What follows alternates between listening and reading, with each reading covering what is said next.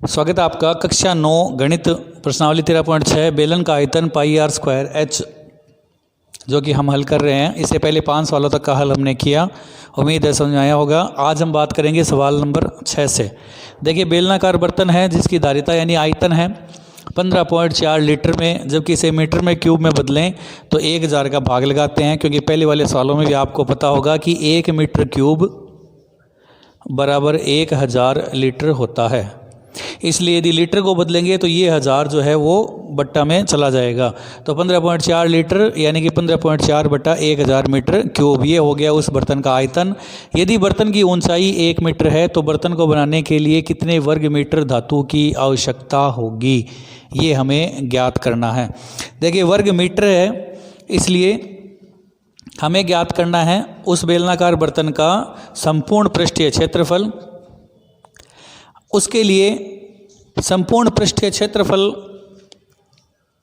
जैसे 2 पाई r h plus are, त्रिज्या चाहिए हमें, ऊंचाई है हमारे पास, तो त्रिज्या हम निकालेंगे या ज्ञात करेंगे आयतन से, क्योंकि हमारे पास आयतन का सूत्र और उत्तर दोनों है।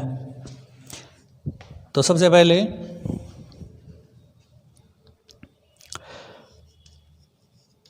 बर्तन का आयतन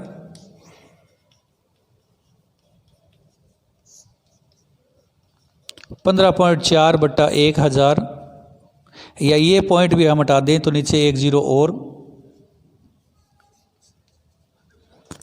सूत्र लगाएं आयतन का, पाई आर स्क्वायर एच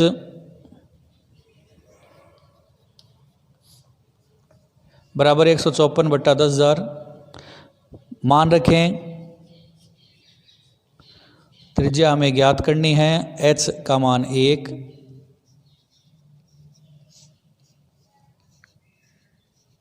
पक्षांतरण करें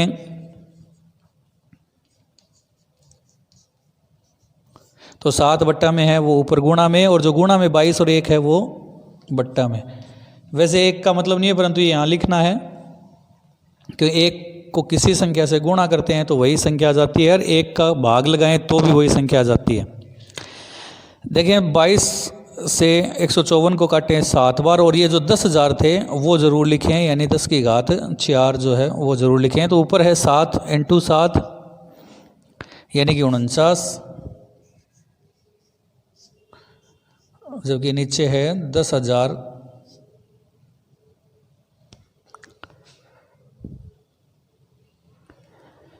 ये आर स्क्वायर है, जबकि हमें ज्ञात करना है सिर्फ त्रिज्या।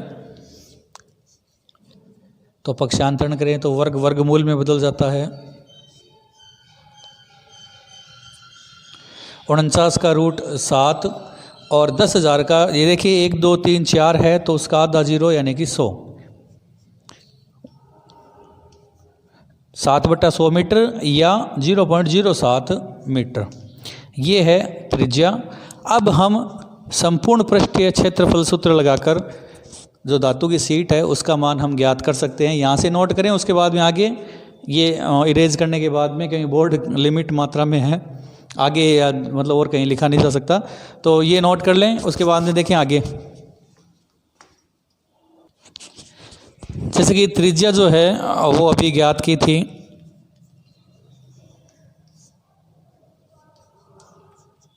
(7 बट्टा 100 metre).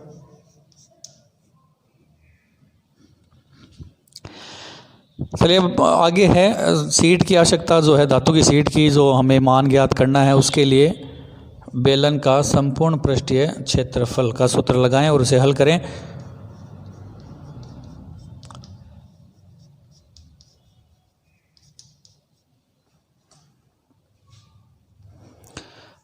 To pi r h plus r, 2 गुणा 22 बट्टे 7, त्रिज्या का मान 7 बट्टा 100।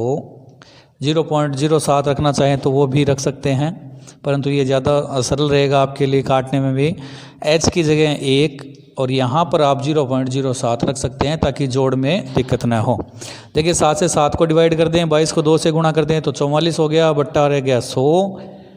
इन दोनों को जोड़ें, 1 में 0.07 जोड़ें तो 1.07, 1.07 को 44 से गुणा करें और 100 का उसमें भाग लगाएं, यानी कि वापस 2 अंकों बाद में पॉइंट लगा दें। तो देखें, पहले गुणा कर लें 4 को 7 से तो 28, फिर 428, इसमें 2 अंक में दशमलव था तो ये पहले से दशमलव यानी कि 47.08।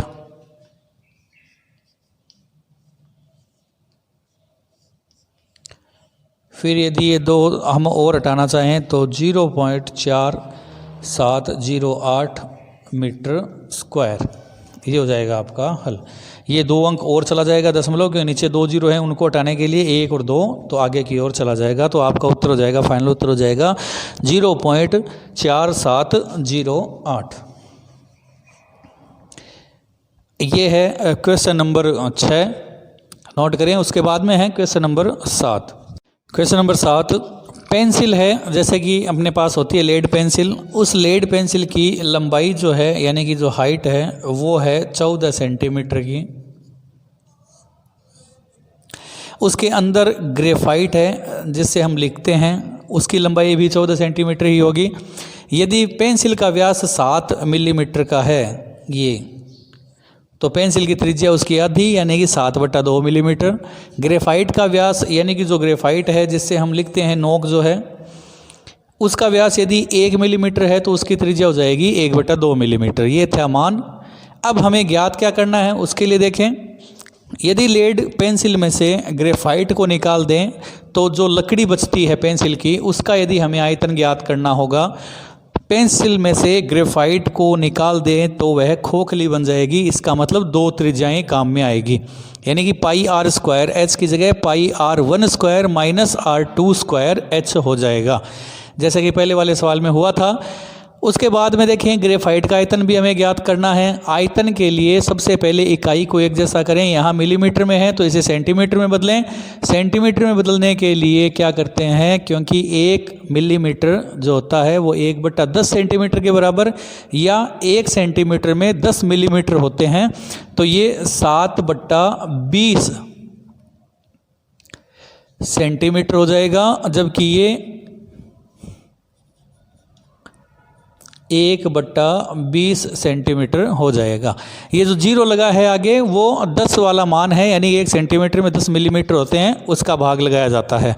तो चलिए शुरू करते हैं। 7वें का पहला क्वेश्चन है, लकड़ी का आयतन ज्ञात करें। लकड़ी का आयतन ज्ञात करने के लिए सूत्र लगाएं, πr जो कैपिटल है उसका स्क्वायर माइनस r स्मॉल जो है उसका स्क्वायर इंटू h। क्योंकि लकड़ी में से ग्रेफाइट को निकालने पर वो खोखली बन जाती है, इसलिए दोनों त्रिज्याओं का मान वर्ग निकालकर घटाना होगा। पाई का मान रखें 22/7 इंटू r² यानी कि 7/20 का स्क्वायर माइनस 1/20 का स्क्वायर इंटू h जो है वो है 14 सेंटीमीटर। देखिए डिवाइड करें, 7 से 14 को काट दें 2 बार। चलिए उसके बाद में हल करें, यहाँ रह जाता है 22 और 2 को गुणा कर दे सीधा तो 44, और ऊपर वाले मान जो हैं 7 का स्क्वायर यानी कि 49, 20 का स्क्वायर 400। उसी तरह 1 का स्क्वायर 1 और 20 का स्क्वायर 400। 49 में से 1 घटाएं तो 48/400। यहाँ से 400 से काटे 4 के पाड़े से तो 44 11 बार, जबकि 400 100 बार। 48 को 11 से गुणा करें और 100 का उसमें भाग लगा दें, यानी पॉइंट लगा दें। तो 48 को 11 से गुणा करें, 11 का पाड़ा 8 बार बोले 88, 11 चौक 44 और 8 52। अब नीचे जो 2 जीरो हैं वो 2 दशमलव लगाएं, 1 और 2 अंक बाद में, तो ये 5.28 हो जाएगा, जो सेंटीमीटर में बदल जाएगा। लकड़ी का आयतन हो जाएगा 5.28 सेंटीमीटर क्यूब। और उसके बाद में है दूसरी तरफ ग्रेफाइट का आयतन हमें ज्ञात करना है। क्योंकि ग्रेफाइट के लिए एक ही त्रिज्या है तो ये आप भी ज्ञात कर सकते हैं। सूत्र लगाएं पहले, πr² h, पाई का मान रखें 22/7, त्रिज्या यानी आर स्क्वायर लिखें, आर का मान है 1/20, सेंटीमीटर में है तो सेंटीमीटर में बदलना है, स्क्वायर है इसका मतलब 2 बार, इंटू एच का मान 14 सेंटीमीटर। 7 को 14 से डिवाइड करें 2 बार चला गया, 22 को 2 से गुणा करें तो 44, 20 को 20 से गुणा करें तो 400, फिर से डिवाइड करें जैसे यहाँ किया था, 4 के पाड़े से काटे इन्हें तो 44 तो 11 बार, जबकि 400 100 बार। अब वापस 2 अंक के लिए 0 है तो दशमलव लगाएं, तो गिने 1 2 अंक के बाद में, तो यहाँ से 0 से स्टार्ट करें तो ग्रेफाइट का आयतन हो जाएगा 0.11 सेंटीमीटर क्यूब। यह है आपका क्वेश्चन नंबर 7।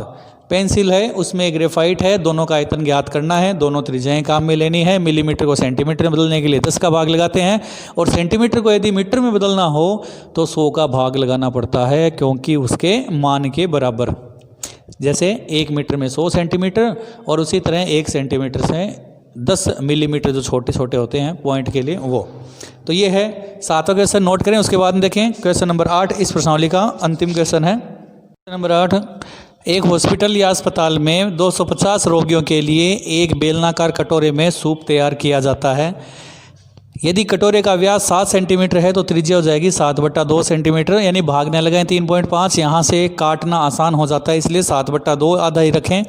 कटोरे की ऊंचाई यदि 4 सेंटीमीटर है तो 250 रोगियों के लिए प्रतिदिन कितना सूप तैयार किया जाता है, यानी कि हमें एक कटोरे का आयतन ज्ञात करके उसे 250 से गुणा करना है, ताकि प्रतिदिन 250 रोगियों के लिए सूप की मात्रा या सूप का आयतन हमारे पास आ जाए जो हमें पूछा गया है। तो सबसे पहले कटोरे का आयतन ज्ञात कर लें।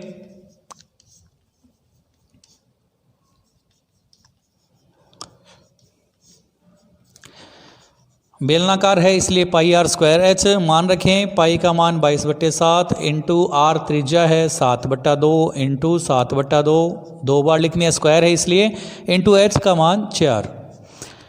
देखिए 2 को 2 से गुणा करें 4, तो ये 4 से 4 डिवाइड हो गया, 7 से 7 डिवाइड हो गया, 22 को 7 से गुणा करना है तो हो जाएगा आपका 154 सेंटीमीटर क्यूब। ये है एक कटोरे का आयतन। हमें ज्ञात करना है इसी तरह या इसी प्रकार के 250 कटोरों का आयतन।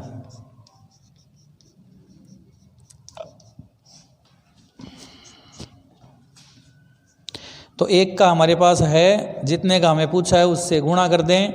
0 25 का पाड़ा 4 बार बोले तो 100 हासिल की 10, फिर 25 का पाड़ा 5 बार बोलें तो 25 पंजे 125, 125 में 10 जोड़ें तो 135 हासिल की 13, फिर 25 का पाड़ा 1 बार बोलें तो 25 एकम 25, 25 और 13 38।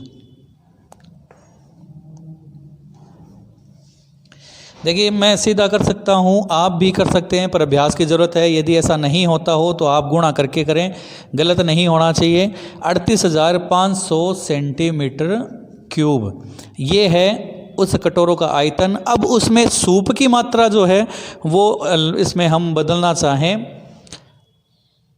लीटर में यदि बदलना चाहें तो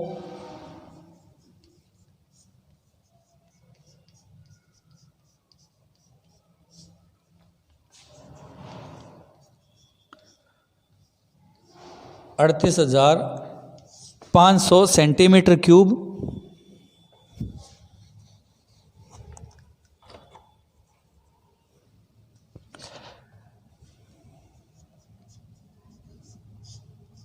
होगी। 38,500 सेंटीमीटर क्यूब हो जाएगा इसका मान। तो ये है 8वां क्वेश्चन। ये है प्रश्नावली 13.6 जो पूरी हो चुकी है। बेलन का आयतन ज्ञात करना था। आज के लिए इतना ही, मिलते हैं अगले यानी अगली प्रश्नावली के कुछ सवालों के साथ एक नए वीडियो के साथ। तब तक के लिए धन्यवाद। परंतु यदि कोई कन्फ्यूजन हो, समझ ना आए तो पूछें, और यदि अच्छा से लगे तो लाइक शेयर सब्सक्राइब जरूर करें, बेल आइकन को दबाना न भूलें। ज़्यादा से ज़्यादा आप शेयर करोगे तो औरों का फ़ायदा है, आपका फ़ायदा है, आपके लिए बनाया जाता है। स्किप ना करें, पूरा देखें। धन्यवाद।